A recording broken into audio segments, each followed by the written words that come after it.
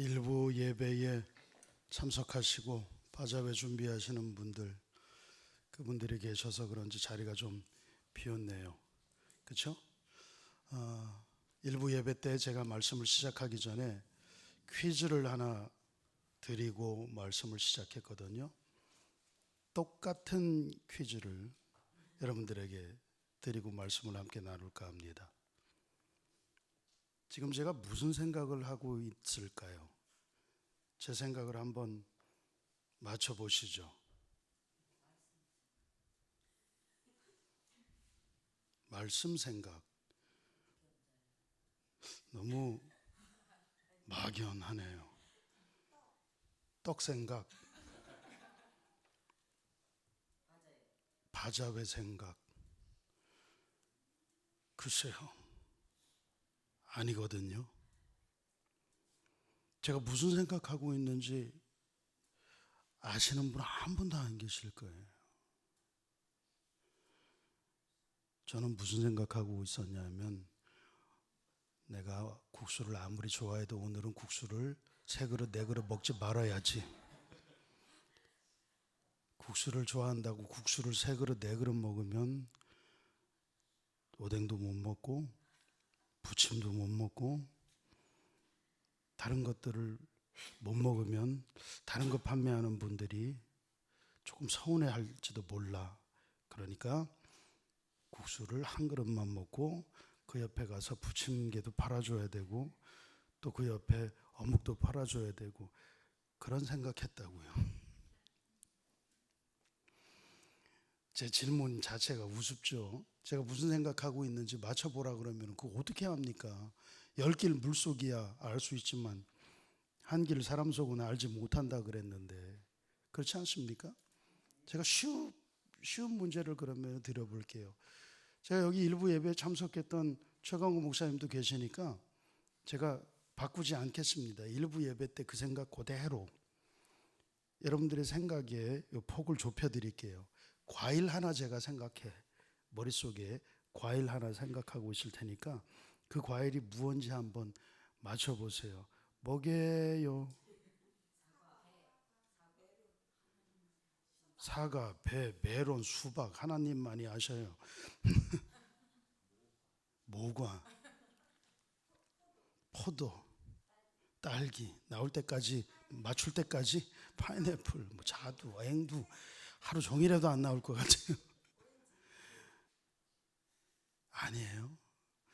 제가 오전에 무슨 과일을 생각했다 그랬죠? 아보카도를 생각하고 있었거든요. 아포카토가 아니고 아보카도. 근데 맞추기 어렵죠. 여러분, 사람의 생각을 알기 쉽지 않습니다.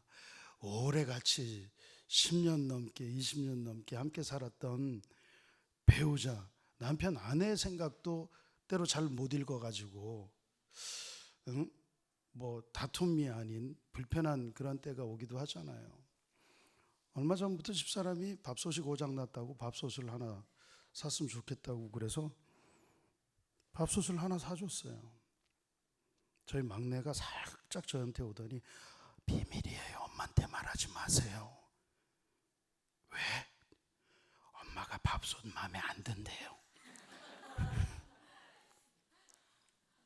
왜? 색깔도 그렇고요. 엄마가 원한 거는요, 뭐 어쩌고 저쩌고 저쩌고 그런데요. 이거는요, 무슨 기능도 없고 어쩌고 저쩌고. 그래서 제가 속으로 사줘도 땡땡이야. 그랬거든요. 그러니까 저는 그냥 밥솥이 필요하다 그러니까 밥솥을 사준 거고, 내가 잘못한 것 같지. 남자들은 이렇게 결과지향적, 목적 지향성을 갖고 있어서 밥솥이 필요하다 그러면 그냥 밥솥만 딱 사주면은 끝나는 줄 아는데, 내가 공부해놓고도 이래요. 여자들은 그 밥솥이 중요한 게 아니에요. 밥솥을 고르면서 뭘 살까 막 고르는 그 과정도 즐기는 모양이더라고요. 당신이 사 그럼 가가지고 막 고르고 자기 마음에 드는 디자인, 색깔, 브랜드 뭐 그냥 복잡하게 따져서 사기에 그냥 카드를 줬어야 되는 걸 그랬나? 아니면 같이 가서 그냥 짐짓 불편한 표정 감춰가고 그러면서 그거 좋네. 그래 사. 아니야 조금만 더 보고 그럼 또 따라가서 저쪽 가서 또 한참 그거보다 아니 아까 그게 더 나은가 또 왔다 갔다 그걸 해줬어야 됐나. 이렇게 남자와 여자 부부의 생각도 서로가 다른데 서로가 그 생각을 사람들 사이에도 가장 가깝다고 하는 부부도 서로 생각을 잃지 못하는데 우리가 하나님의 생각을 읽을 수 있다면 얼마나 귀할까요? 얼마나 복될까요? 우리를 향한 하나님의 생각이 어떠한지를 우리가 알고 살 수 있다면 우리의 삶은 지금처럼 이렇게 편협하지 않고 좀 더 풍성하고 훨씬 더 넓어질 것 같다는 그런 생각 같습니다. 저에게 그리고 여러분들에게 우리를 향한 하나님의 생각을 알게 하는 놀라운 은혜가 임하시기를 축복합니다. 오늘 본문 말씀으로 우리가 돌아가면 이 말씀은 지금부터 한 2500년이 넘는 그 시기에 쓰여진 말씀입니다. 유다가 멸망하기 직전에 느부갓네살 왕이 이스라엘 백성들을 포로로 막 끌고 가기 시작했어요. 그리고 이스라엘이 유다가 멸망한 이후에 또 계속 끌고 가고요. 그 포로로 바벨론의 느부갓네살 왕에 의해서 포로로 끌려간 사람들에게 이 예레미야 선지자가 편지로 쓴 글, 예언의 글이 오늘 본문의 말씀입니다. 그런데 포로로 끌려간 이 이스라엘 백성들 그들의 마음의 생각과 오늘 여기 하나님이 이스라엘 백성들에게 주는 생각이 전혀 달라요. 전혀 달라요. 마치 오늘 우리들이 원하는 우리의 생각과 우리를 향한 하나님의 생각이 같지 않은 것처럼 전혀 다른 것을 우리가 보게 됩니다. 보세요. 여러분들이 완전히 다른 환경, 완전히 낯선 환경으로 가서 살게 된다면 마음이 어떻겠어요? 편해요? 편치 않습니다. 집사람이 서울에서 나서 서울에서 자라가지고 30년을 서울에서 살다가 어떤 전도사 하나 만났는데 전도사 사역지가 강원도예요. 그래서 강원도로 이제 갑니다. 강원도로 가는데 강릉에서 신혼살림을 차렸어요. 근데 저 사람 가는데 불안해하는 것 같아요. 근데 장인어른 장모님 처가 식구들은 더 불안해하는 것 같아요. 강릉이 무슨 사람 못 사는 데입니까? 강릉이 얼마나 좋은데요. 바닷가도 있고 뒤에 대관령 산도 있고 살기 참 좋은 곳이에요. 그런데 강릉으로 간다 그러니까 어떡하니 거기서 어떻게 사니? 그래서 저희가 강릉에서 살다가 강릉에서 제가 양양으로 사역지를 옮겨서 강릉에서 양양으로 가는데 강릉 사람들이 저에게 그러더라고요. 양양에 가서 어떻게 사냐고. 강릉은 시고 양양은 군이잖아요. 그 사람들이 그러더라고요. 양양 하와이라고. 그게 무슨 소린가 그랬더니 양양 사람들 못됐다고 성질빼기가 보통이 아니라고. 그 양양 하와이에 가서 거 가서 어떻게 사냐고 저희를 딱하게 여겨요. 불안한 마음으로 갔어요. 살만합디다요. 좋던데요. 그런데 양양에서 살다가 저희가 또 어성전으로 사역지가 변경돼서 어성전으로 가는데 아이고 그 산골에 가서 어떻게 사냐고. 아니 뭐 양양이나 어성전이나 거기서 거기 50보 100보인데 양양은 군이고 어성전은 리거든요.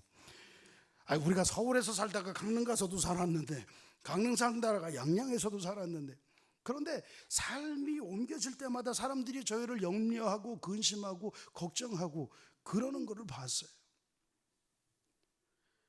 그런데 서울 살다가 강릉 사나 강릉 살다가 양양 사나 다 우리나라 말 하는 데고요. 다 같이 밥 먹고 된장찌개 먹는 데고요. 살아보니 뭐 그렇게 못된 사람도 없고 다 살만하더라고요.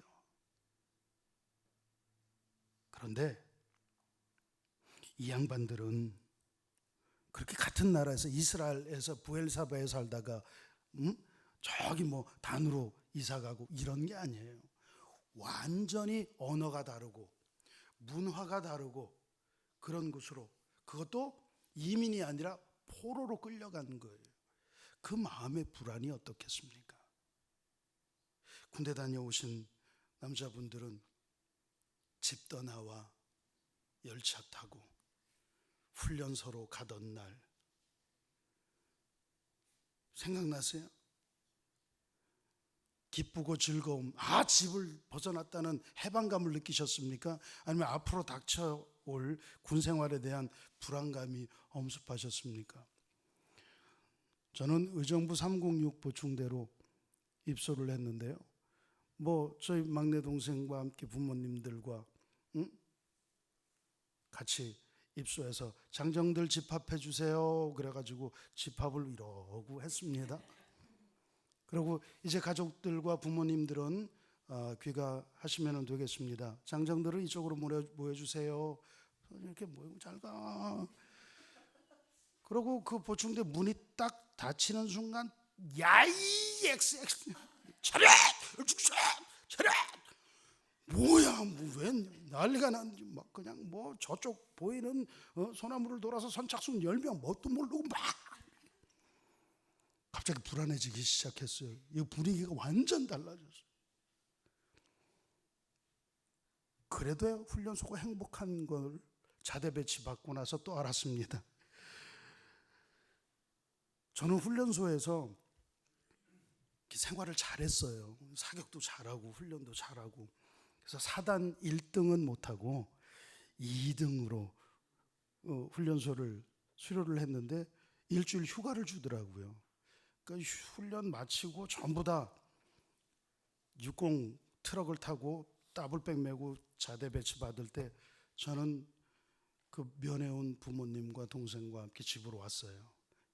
그러니까 부러움의 눈초리를 느끼며 자부심 가지고 포상휴가를 왔는데 그거 안 오는 게 더 좋을 뻔했어요. 남들은 일주일 동안 자대에 적응하고 있는 동안 저는 훈련소의 군기가 집에 와서 다 빠져가지고 다시 재입소하는 기분으로 정말 들어가기 싫은데, 그리고 자대를 들어갔는데 그 일주일 자대 짬밥 먹은 동기들이 부럽더라고요. 그때 그 자대에서 받은 또 다른 불안감 등등등등등, 새로운 환경에 대한 불안감. 여기 이 양반들은 어떻겠어요? 여러분, 밥 먹다가 식판 손에 댔다고 두들겨 맞고요. 식판이 끝선에 정렬되지 않고 삐뚤어졌다가 두들겨 맞고요. 음식 남겼다고 두들겨 맞고요.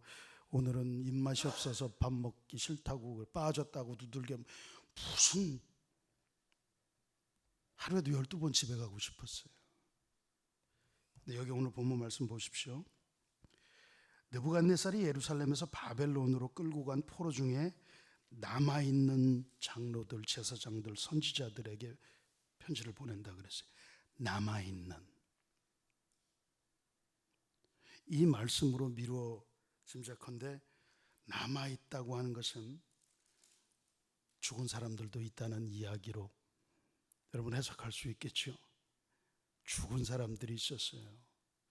여러분, 그 역사의 기록에 의하면 여기 바벨론의 포로에 이스라엘 사람들만 있었던 게 아니라 각국에서 끌려온 포로들이 있었는데, 이 포로들이 바벨론 정권의 항거에서 폭동을 일으키는 그런 기록이 있습니다.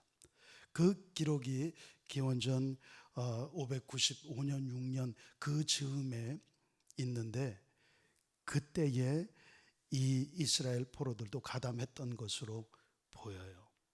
그래서 폭동에 가담해서 죽은 사람들이 많았던 것 같습니다. 그런데 그 중에 남아있는 사람들에게 편지를 보낸 거예요.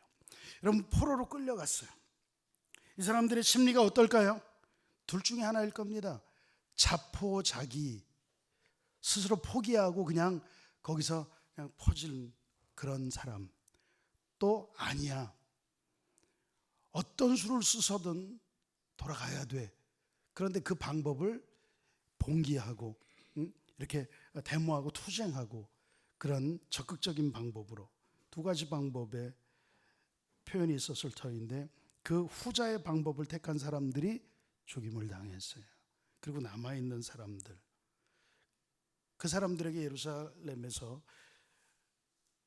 온 이들을 통하여 예레미야 선지자가 말씀을 합니다. 너희를 향한 하나님의 뜻, 곧 우리 민족을 향한 하나님의 뜻이 어떤지 일러줄 테니까 그대로 행하십시오. 그래서 귀를 기울여서 들어보는데 이 포로로 끌려간 사람들은 하루라도 빨리 집으로 돌아가고 싶은데 그 포로된 이스라엘 백성들을 향해서 주시는 주님의 뜻은 무엇인가 들어보니 기가 막힙니다.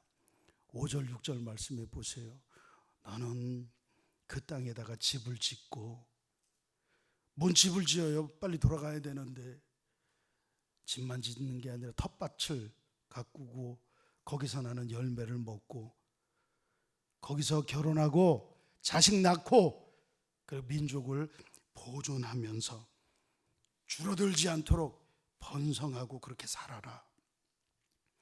28장에 보면은 하나니아라고 하는 거짓 선지자들, 그리고 29장 후반에 보면은 아합과 시드기야를 위시한 거짓 선지자들, 이 거짓 선지자들이 하나님의 말씀이라고 하면서 수년 내에 1, 2년 내에 바벨론은 멸망하고 우리는 돌아갈 거다, 그렇게 이야기를 하면서 백성들을 유혹합니다. 그런데 하나님의 뜻은 그렇지 않았어요. 그래서 예레미야를 통하여서 주신 말씀이 저 밑으로 내려가서 보시면 기한이 얼마가 됩니까? 10절에 보시면 너희가 70년이 차면 내가 너희 있는 곳으로 돌아오게 하리라. 이게 하나님의 뜻이거든요. 징계를 당할 때에 우리가 태도를 정말 잘해야 됩니다. 우리가 하나님의 징계를 받을 때에 그 징계를 당하는 자의 태도는 경신하는 거예요.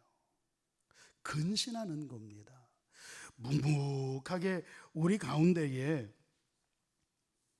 임한 하나님의 징계를 그냥 묵묵하게 감내하는 것, 그게 가장 지혜로운 처세술입니다. 보세요. 어떤 이 이스라엘 백성들이 바벨론의 포로로 끌려온 이유가 뭡니까? 잘했는데, 잘 살았는데 포로로 끌려왔습니까?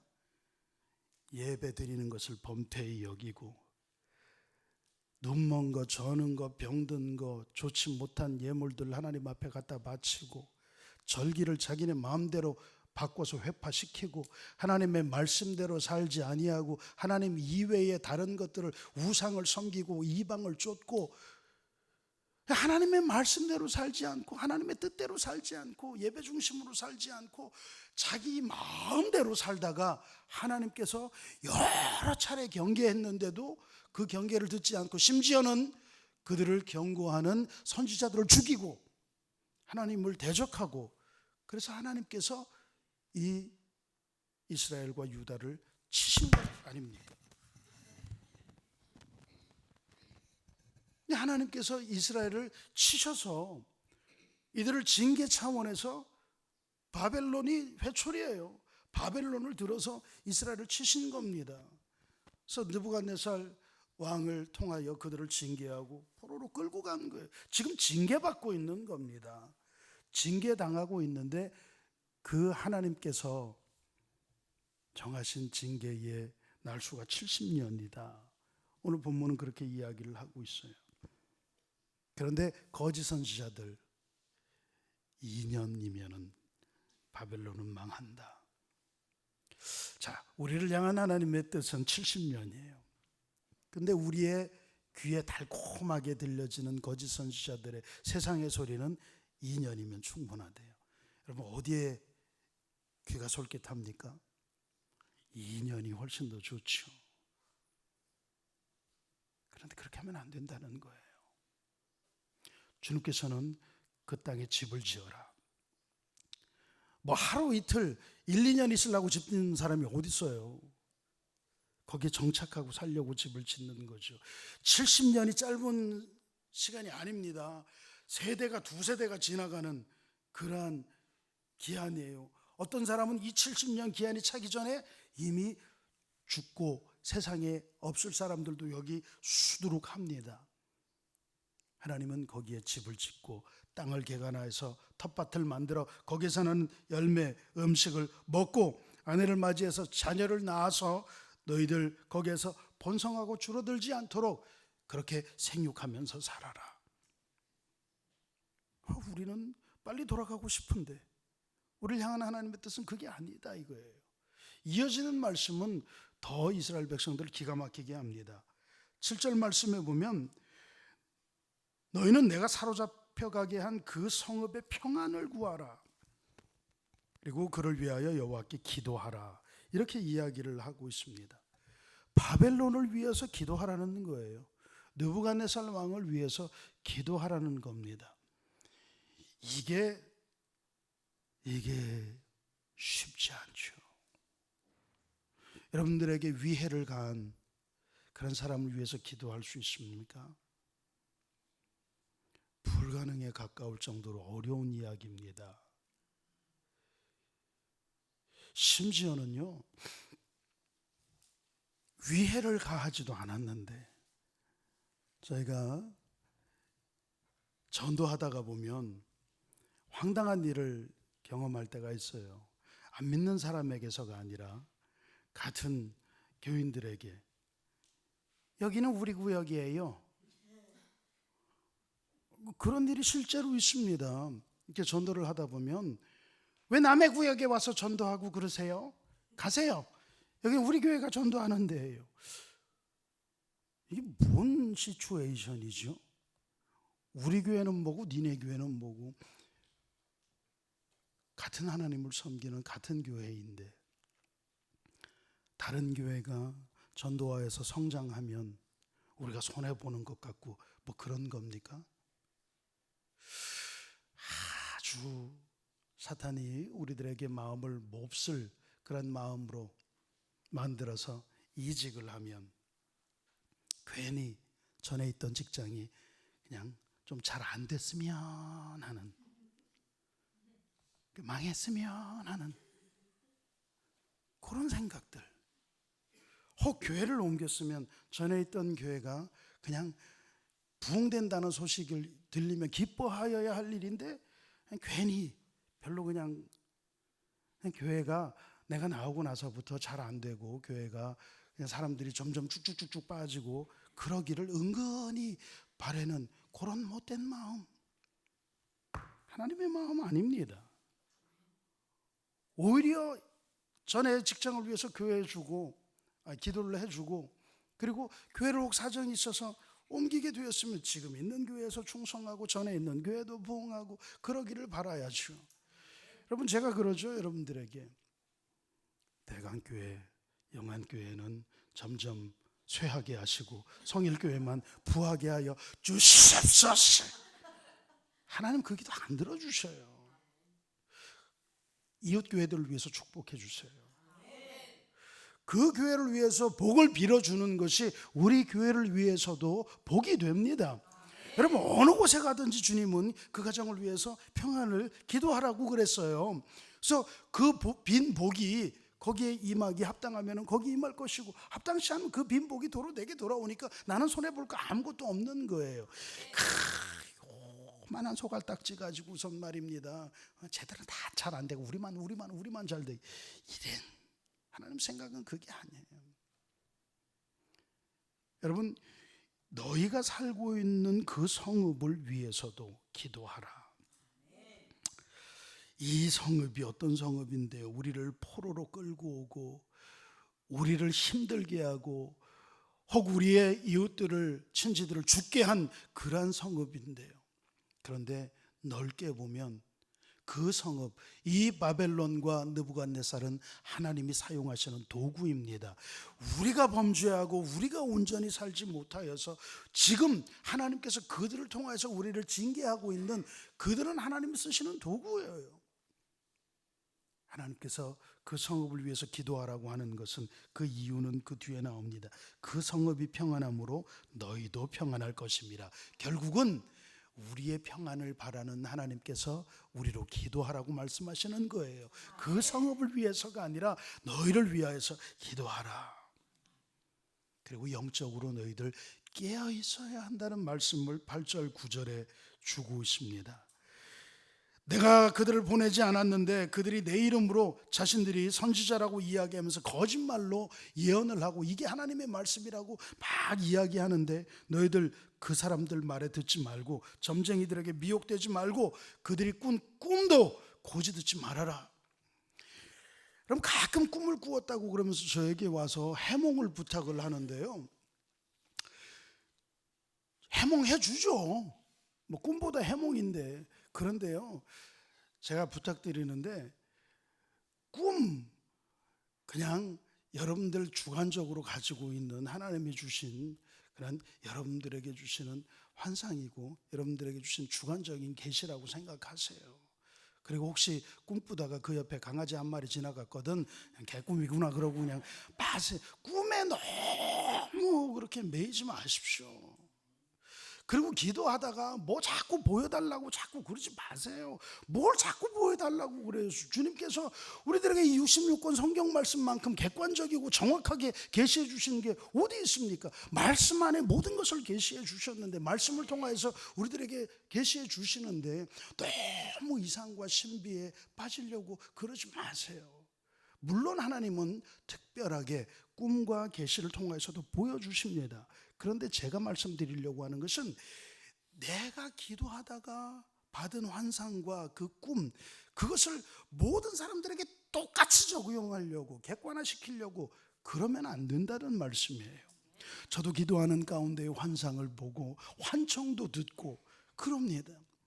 그런데 제가 본 환상과 제가 들은 그 환청, 그것을 사람들에게 물어봐서 기도하다가 이런 소리 들었습니까? 이런 환상을 봤습니까? 못 봤어요. 에이, 지금 틀렸어 아직도 멀었어. 전 그러지 않아요. 왜냐하면 제 상황에 가장 맞는 그런 환상을 주님께서 주신 것일 뿐, 모든 사람에게 똑같이 그런 환상을 주시지는 않거든요. 그런데 여기에 이 거짓 선지자들은 자신들의 생각을, 그것을 하나님의 생각이라고 포장을 하여서 그거를 객관화시키는 거짓 작업을 하고 있다는 겁니다. 제가 일부 예배도 그렇게 말씀을 하지만 특별히 우리가 환상이 잘 보일 때가 금식하며 기도할 때 환상이 잘 보여요. 그런데 제가 우스갯비슷하게 이야기하는데, 금식할 때 왜 환상이 잘 보이냐 하면 배고파서 헛것 보이는 거예요. 열심히 기도하는데 금식하며 정말 목숨을, 생명을 담보로 기도할 때도 있지만 그건 특별한 상황, 비상의 상황입니다. 여러분, 일상의 평시에 말씀 붙들고 기도하세요. 하나님 주시는 이 말씀이 우리를 교훈하고 책망하고 바르게 하고 의로 교육하기에 유익한 충분한 그런 계시의 말씀이니까요, 이 말씀대로 살면 돼요. 괜히 하얀 옷 입고 하얀 모자 쓴 아줌마한테 가서 안수 받고 그런 거 하지 마세요. 성전에 와서 기도하고 말씀 붙들고 기도하다가 하나님이 내 마음 가운데 들려주시는 말씀이 있거든, 그거 붙들고 그 말씀대로 살면 되지 않습니까? 주님께서 우리들에게 뭐라고 말씀하고 계십니까? 너희가 나에게 부르짖으면, 너희들이 내게 와서 기도하면 내가 너희의 기도를 들을 것이다. 12절 말씀입니다. 그렇게 기도하고 온 마음으로 나를 찾으면 내가 너희를 만나줄 것이다. 13절 말씀이에요. 그러니까 무슨 선지자들 찾아가고 예언자들 찾아가고 점쟁이들 찾아가고 그러면서 이 나라가 어떻게 될 것인가 물어보고 빨리 돌아가고 싶은데 그러지 말고 그냥 너희들 있는 곳에서 집 짓고 밭 갈고 결혼하고 자녀들 양육하고 지금 있는 곳에서 최선을 다하여서 살아라. 너희를 향한 징계는 하나님의 때가 기한이 차면 자연스럽게 주님께서 거두어 주실 것이다. 그러니 거기에 관심 갖지 말고 너희가 지금 하여야 할 것이 무엇인지, 왜 우리가 징계를 당하는지, 너희가 하나님 앞에 온전히 예배하지 않고 하나님을 하나님 되게 하지 않았기 때문에 지금 징계를 당한다면 지금 서 있는 곳에서 하나님을 바로 찾고 예배를 바로 세우고 하나님을 하나님 되게 하여라. 그게 12절 13절 말씀입니다. 그렇게 하면 14절 말씀, 내가 너희를 만날 것이고 너희들을 회복시켜 주어서 포로된 곳에서 다시 돌아오게 해 주실 것이고, 내가 너희를 쫓아보냈던 나라들 모든 곳, 사로잡혔던 그곳에서 너희를 다시금 돌아오게 할 것이다. 나 여호와의 말씀이니라. 아멘. 우리는요, 회복을 먼저 꿈꿉니다. 우리 자녀가 돌아오게 해주시옵소서, 남편이 돌아오게 해주시옵소서, 교회가 다시금 예전과 같이 부흥되게 해주시옵소서, 이 나라와 민족의 경제권이 회복되게 하여 주시옵소서. 회복을 먼저 하나님 앞에 기도해요. 그런데 주님께서 우리들에게 가르쳐 주신 너희의 생각은 나의 생각과 조금 다르구나, 너희들은 먼저 회복에 관심을 갖고 있구나, 그런데 나는 너희들이 나를 먼저 만났으면 좋겠다, 너희들이 내게 먼저 와서 기도하고 예배했으면 좋겠다. 그게 주님의 생각이에요. 이 순서를 보세요. 회복시켜주고 난 다음에 이제 포로에서 돌아왔으니까 열심히 예배하자, 이게 아니에요. 너희가 먼저 내게 와서 구하고 기도하고 찾고 온 마음으로 나를 예배하면 내가 너희를 만나주겠다. 그런 다음에 너희들이 원하는 회복의 역사를 이루어주겠다. 우리의 마음을, 우리의 생각을 하나님의 생각과 맞추었으면 좋겠어요.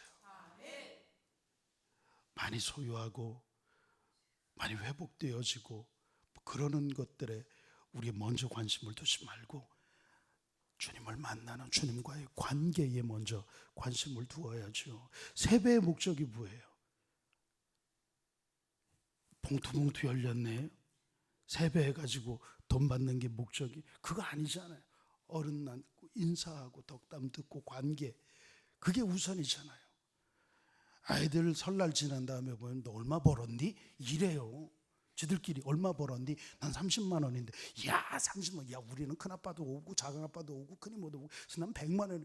나 초등학교 아이가 세뱃돈으로 100만 원 넘게 받는 거를 너무 자주 봐가지고, 그거는 세뱃돈이 아니에요. 그거는 무슨 사업 종잣돈이지. 초등학교 아이들한테 무슨 세뱃돈을 그렇게 많이 줘요. 인사하고 덕담으로 한과 하나 입에 넣어주면 되지. 좀 섭섭하면은 아이들이 10,000원짜리 주면은 표정이 일그러지지만 그래도 그냥 복돈이죠. 뭐 그게. 하나님과의 우리의 관계 회복이 우선입니다. 하나님의 생각은 여러분들이 하나님을 만나기를 원하시는 거예요. 하나님께 가까이 오기를 원하시는 거예요. 왜 너희가 징계 가운데 떨어져 있는지를 깨닫고 나를 찾고 내게로 오라. 그런 다음에 내가 너희와 만나서 인격적인 관계를 회복하면 그 다음에 너희를 이전의 상태로 회복시켜 주겠다. 이게 주님의 뜻입니다. 이 주님의 뜻을 깨달아서 하나님의 뜻대로 승리하는 삶을 사시는 여러분 다 되시기를 축복합니다. 기도드리겠습니다.